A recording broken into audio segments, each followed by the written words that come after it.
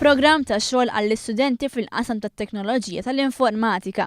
Permezz ta' dan il-programm, l-istudenti qed jingħataw l-opportunità biex jitħarġu iktar f'dan is-settur. Iżda mhux biss, dan il-programm se jiswa taġid ukoll għal min iħaddem kemm fis-settur privat kif ukoll f'dak pubbliku.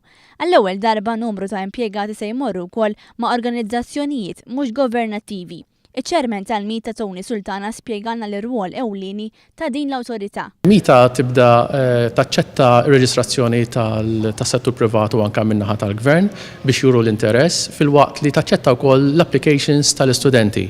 Wara li jsir reġistrazzjoni, il-Mita tagħmel matching program biex l-skills li għandhom l-studenti jimmeċċjaw dak li għandhom bżonn il-ħiliet l-settur privatu anke tal-Gvern.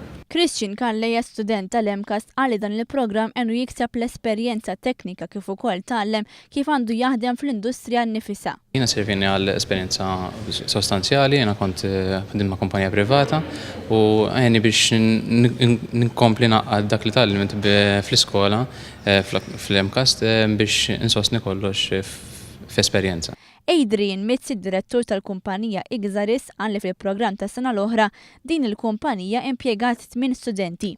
8 studenti li llum il-ġurnata kollha jaħdmu fuq bażi full-time f'din il-kumpanija. Intant il-Gvern għandu rwol importanti f'dan il-programm. Dan hekk kif se jkun qed iħallas 50% tas-salarju ta' dawk l-istudenti li se jaħdmu fis-settur privat, kif ukoll se jħallas is-salarju kollu tal-istudenti li jaħdmu fis-setturi pubbliċi jew ma' organizzazzjonijiet mhux governattivi. Is-Segretarju Parlamentari għall kompetittività u tkabbir ekonomiku José Herrera saħaq li dan l-investiment ta' €9 miljun huwa bbażat fuq rabta sħiħa bejn is-sistema edukattiva u l-industrija.